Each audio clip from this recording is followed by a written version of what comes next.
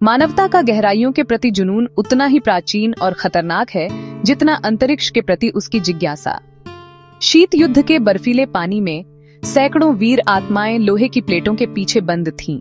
अपने राष्ट्रों के गौरव और गहनों, इन विशाल पनडुब्बियों के अंदर दुनिया के सबसे अलग और खतरनाक मिशन निभा रहे थे। उनके लिए गहराइयों और बाहरी अंतरिक्ष में कोई फर्क नहीं था। दबाव, ठंड और पूर्ण शांति का राज था। लेकिन 1960 के दशक के अंत तक इस छुपी हुई दुनिया का एक भयानक सच सामने आने वाला था, जो एक बेरहम और बार बार सीख देने वाला था। यह 4 देशों, 4 पनडुब्बियों और एक ही किस्मत, शांति की कहानी है। गहरे समुद्र की त्रासदियों की बात आती है तो 2 नाम तुरंत दिमाग में आते हैं, जो इस शांत युद्ध के प्रतीक बन गए हैं। पहला पर्दा उत्तर सागर के ठंडे पानी में हुआ। रूसी नौसेना की शान विशाल कुर्स्क K-141 पनडुब्बी 12 अगस्त 2000 को टॉर्पीडो अभ्यास के दौरान विस्फोटित हो गई। यह पनडुब्बी, जो 118 नाविकों के लिए कब्र बन गई, अडूबने योग्य मानी जाने वाली टाइटैनिक जैसी शान का दुखद अंत थी। इसी तरह अमेरिकी नौसेना को भी ऐसी ही एक पीड़ा मिली। USS थ्रेशर SSN 593 बेड़े की सबसे उन्नत, सबसे तेज और सबसे गहरा गोता लगाने वाली परमाणु पनडुब्बी, जिसे अडूबने योग्य माना जाता था, 10 अप्रैल 1963 को एक सामान्य परीक्षण के दौरान 2400 मीटर की गहराई पर टूट गई। इसके 129 चालक दल को समुद्र की काली कब्र में दफना दिया। ये 2 घटनाएं सार्वजनिक स्मृति में जगह बना चुकी हैं और लोकप्रिय त्रासदियां बन गई हैं, जिन्हें तुरंत पहचाना जाता है। लेकिन बाकी उन लोगों का क्या, जिन्होंने वही किस्मत साझा की लेकिन शीत युद्ध की छाया में लगभग भुला दिए गए? उन 4 अलग अलग पनडुब्बियों और उनके लापता चालक दल का क्या हुआ, जो 1968 में गहराइयों की शांत अंधकार में फंसे थे जब दुनिया अंतरिक्ष पर केंद्रित थी। 1968 वह साल था जब मानवता का चांद तक पहुंचने का सपना चरम पर था और तकनीकी विजय का जश्न मनाया जा रहा था। फिर भी महासागरों की गहराइयों में पूरी तरह उलटा दृश्य सामने आया। पनडुब्बी चालकों के इतिहास में काले दाग के रूप में चिन्हित उस साल 4 अलग अलग देशों की 4 पनडुब्बियां रहस्यमयी ढंग से गायब हो गईं। फ्रांस, इजराइल, सोवियत संघ और संयुक्त राज्य अमेरिका, सब तकनीक, मिशन और आकार में अलग थीं। लेकिन जो उन्हें जोड़ता था वह था उनके अचानक और अस्पष्ट गायब हो जाना, उनके आखिरी संदेशों का जवाब न मिलना और उनके मलबे कुछ तो दशकों तक कभी न मिलना। इन 4 त्रासदियों ने यह साबित कर दिया कि गहराई की शांति कितनी बेरहम और पक्षपात रहित हो सकती है। सतह पर दुश्मनी जारी थी, लेकिन गहराइयों में असली दुश्मन भौतिक विज्ञान के नियम ही थे। पहली हानि भूमध्य सागर के नीले पानी से आई। फ्रांसीसी नौसेना की शान डैफन क्लास पनडुब्बी मिनर्व S-647 27 जनवरी 1968 को टूलोन के पास एक अभ्यास के लिए डूबी। मौसम बिल्कुल सही था। उसका आखिरी रेडियो संदेश एक सामान्य डाइव रिपोर्ट था। फिर कोई संदेश नहीं आया। मिनर्व और उसके 52 फ्रांसीसी नाविक समुद्र में गायब हो गए। बड़े खोज एवं बचाव अभियान ने न तो कोई मलबा पाया, न ही तेल का कोई धब्बा, जैसे मिनर्व तुरंत गायब हो गई हो। ये रहस्य ने फ्रांस को गहरे झकझोर दिया। इतनी कम और जानी पहचानी गहराई में पनडुब्बी बिना निशान के गायब कैसे हो सकती है? मिनर्व के नुकसान का झटका अभी गया ही नहीं था कि सिर्फ 2 दिन बाद पूर्वी भूमध्य सागर से खबर आई।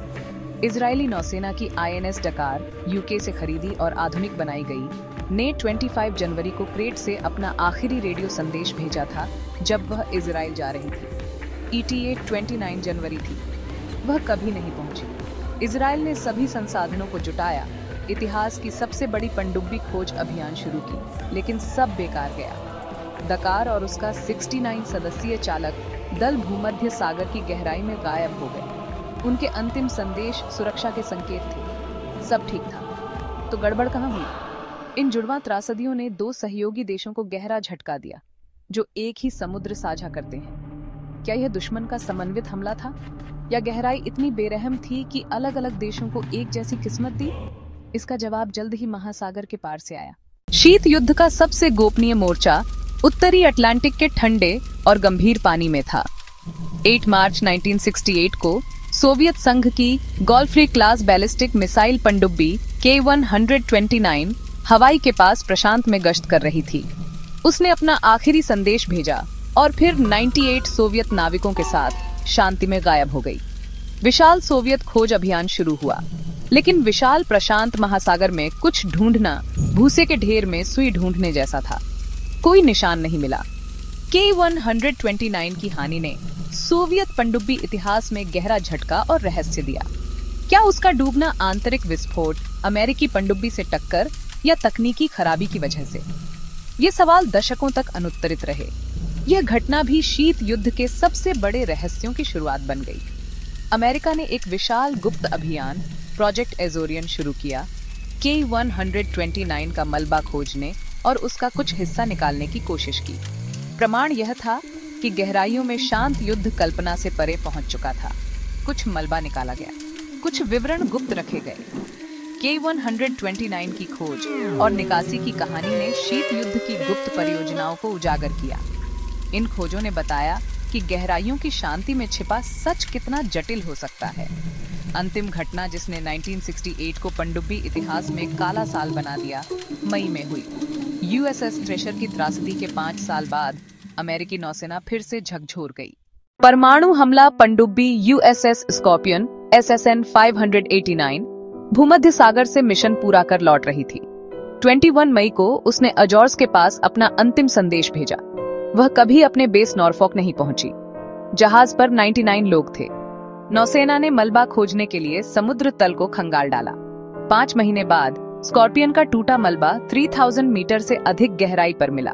आधिकारिक जांच में आंतरिक विस्फोट, शायद टॉर्पीडो की खराबी की वजह से, का कारण माना गया, जिससे पनडुब्बी खतरनाक गहराई में चली गई और दबाव में फट गई। लेकिन स्कॉर्पियन की हानि में थ्रेशर से अलग रहस्य था। यह शीत युद्ध के दिल में डूबी थी और असंख्य साजिशों को जन्म दिया कि इसमें सोवियत संघ का हाथ हो सकता है। इन 4 त्रासदियों, मिनर्व 52 लापता, दकार 69 लापता, K-129 98 लापता और स्कॉर्पियन 99 लापता, ने 1968 को पनडुब्बी इतिहास का सबसे अंधकारमय साल बना दिया। कुल मिलाकर 4 देशों के 318 नाविकों को इन महासागरों की निर्दयता में अंतिम नींद में सुला दिया गया। सब सामान्य मिशनों के दौरान, सब अचानक, सबको अकेले अपनी किस्मत से जूझना पड़ा। उनके अंतिम संदेशों में कोई मुसीबत की कॉल नहीं थी, कोई मदद की गुहार नहीं थी।